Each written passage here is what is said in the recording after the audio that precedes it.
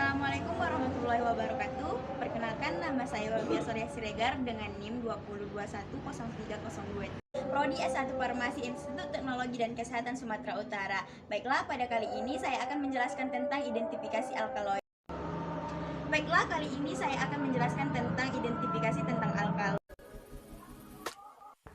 Alkaloid yaitu kelompok senyawa metabolit sekunder yang banyak ditemukan pada tanaman yang mempunyai sifat alkali. Struktur alkaloid sangat beragam dan satu-satunya kesamaan antara senyawa alkaloid adalah kesamaan dalam hal sifat alkalinya. Oleh karena itu, beberapa senyawa alkaloid tersedia dalam bentuk garam alkaloid. Nah, teman-teman, umumnya alkaloid itu terasa pahit. Alkaloid jika sebagai basa tidak larut dalam air, tetapi jika sebagai garam larut dalam air. Larutan dalam asam klorida dengan reaksi Maillard akan membentuk endapan kuning, sedangkan sebagai reaksi Bucherdert akan membentuk endapan coklat. Sifat-sifat alkaloid yang pertama, mempunyai ikatan nitrogen, dapat berupa amin primer, sekunder, atau tersier, baik alipatis, aromatis, atau heterosiklis. Yang kedua, dalam bentuk basa umumnya sukar larut dalam air, larut dalam pelarut organik. Yang ketiga, dengan asam-asam umumnya dapat bereaksi membentuk garam yang larut dalam air. Selanjutnya, penggolongan alkaloida yang sangat sukar dilakukan umumnya dibedakan atas dua. Yang pertama, alkaloid alam, yang kedua, alkaloid sintesis atau semi-sintesis.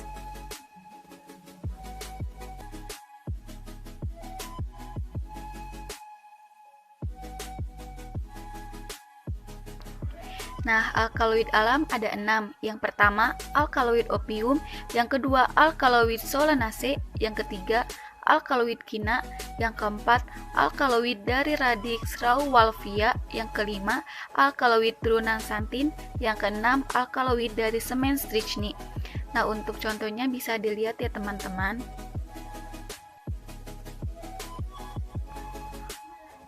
Untuk alkaloid sintesis atau semi-sintesis ada 5.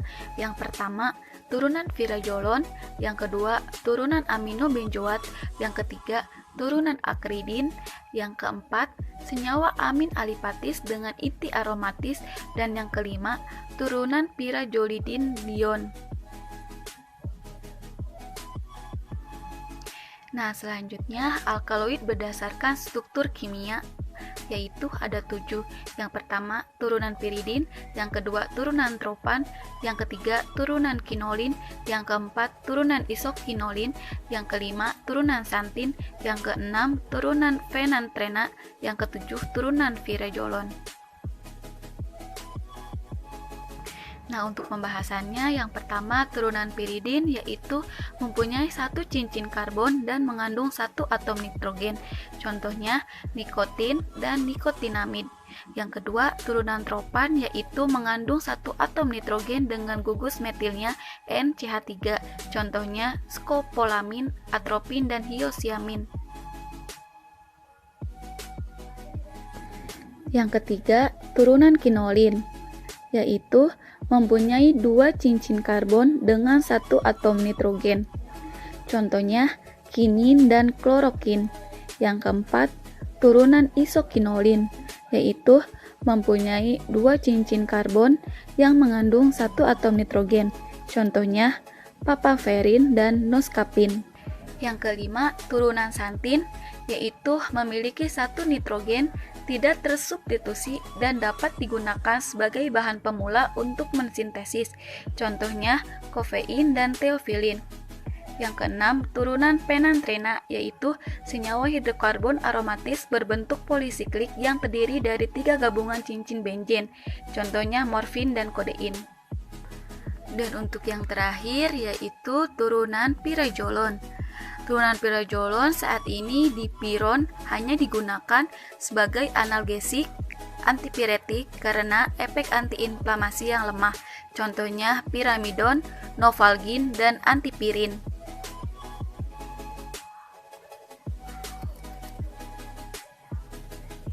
cara isolasi alkaloida dan senyawa-senyawa nitrogen basa. Prinsip pemisahan didasarkan kelarutan zat dalam air atau dalam pelarut organik yang tidak dapat bercampur dengan air. Cara identifikasinya yaitu sampel dibasahkan dengan amonia lalu dikocok dengan CaCl3, ambil lapisan CaCl3, uapkan dan akan diperoleh alkaloida basa. Untuk reaksi umum alkaloid ada dua. Yang pertama, reaksi pengendapan, dan yang kedua, reaksi warna.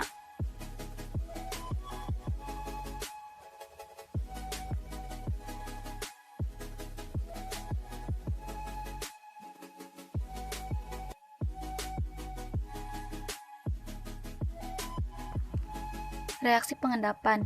Alkaloid akan menghasilkan endapan jika direaksikan dengan reaksi-reaksi pengendap tertentu. Cara melakukan reaksi yaitu ambil sedikit sampel, kemudian letakkan pada objek gelas, tambahkan 1 tetes HCl 0,5 N dan 1 tetes bereaksi.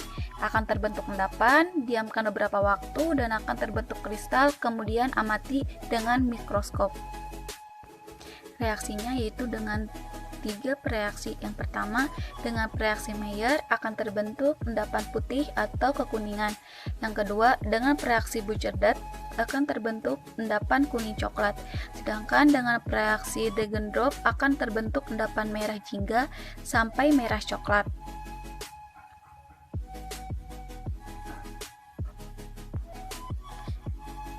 Yang kedua yaitu reaksi warna.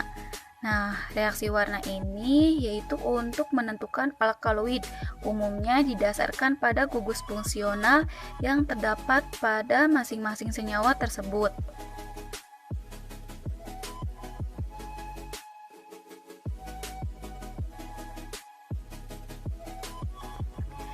Selanjutnya, reaksi umum untuk alkaloid opium yang mempunyai inti penantrena. Yang pertama, reaksi terhadap gugus fenol yaitu dengan 2 reaksi. Yang pertama, reaksi King atau reaksi warna hijau. Yang kedua, reaksi dengan FeCl3. Yang kedua, reaksi terhadap ring aromatis atau senyawa nitrogen yaitu reaksi Marquis. Reaksi Prohde. Untuk reaksinya, larutkan 0,5 gram amonium molybdate dalam 1,5 ml air. Kemudian tambahkan H2SO4 pekat sampai 100 ml. Untuk cara identifikasinya yaitu ada 2 cara. Pertama, pada plat tetes letakkan sedikit sampel padat, tambahkan 1 tetes reaksi dan akan terbentuk warna. Reaksi Mandelin. Untuk reaksinya yaitu larutkan 0,5 gram amonium panadat dalam 1,5 ml air, tambahkan H2SO4 pekat sampai 100 ml. Cara identifikasinya juga mempunyai 2 cara. Yang pertama, pada plat tetes letakkan sedikit sampel padat, kemudian tambahkan 1 tetes reaksi dan akan terbentuk warna. Kemudian yang mempunyai inti isoquinolin. Pertama, reaksi terhadap ring aromatis atau senyawa nitrogen. Contoh reaksinya yaitu reaksi Marquis. Yang kedua, reaksi Prohde dan reaksi Mandelin yaitu asam sulfat P dan asam nitrat P.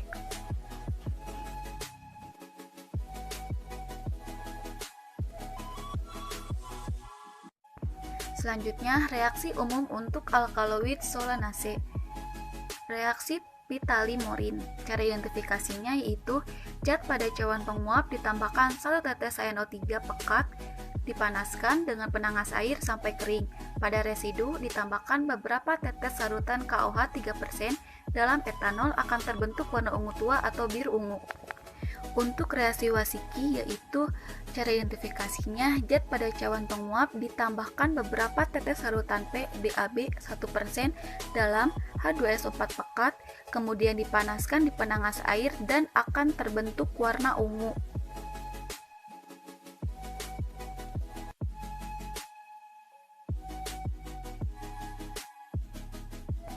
Reaksi umum untuk alkaloid kina. Yang pertama, reaksi Talequin. Cara identifikasinya yaitu masukkan 1 tetes larutan zat pada tabung reaksi, selanjutnya ditambahkan beberapa tetes aqua brom sampai berwarna kuning muda. Kemudian tambahkan beberapa tetes NaH4OH pekat sampai terbentuk warna hijau.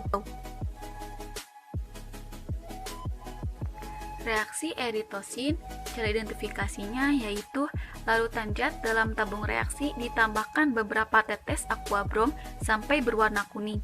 Lalu tambahkan kembali beberapa tetes larutan K4FHN6 dan NH4OH. Kocok dengan CaCl3, kemudian lapisan CaCl3 akan berwarna merah. Reaksi umum untuk alkaloid turunan piridin. Yang pertama, tes pendahuluan, yaitu tes organoleptis meliputi rasa umumnya pahit. Yang kedua, kelarutan dalam bentuk garam larut dalam air, pH larutan netral atau asam lemah. Yang ketiga, tes nyala Blaistin. Yang keempat, tes nyala NiCr. Dan yang kelima, sublimasi.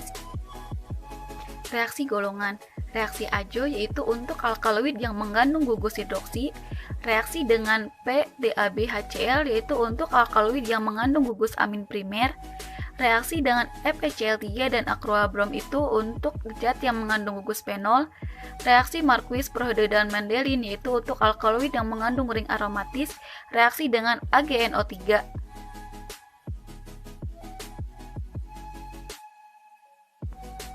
Contoh obat golongan alkaloid salah satunya yaitu kodein.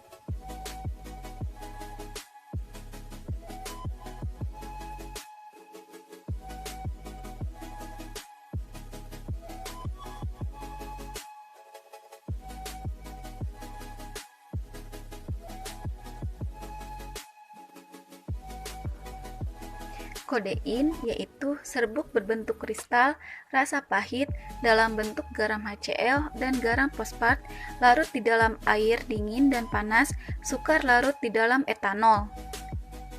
Nah, untuk cara identifikasinya bisa dilihat dalam slide ya, teman-teman. Thanks for watching. Jangan lupa like, comment, and subscribe.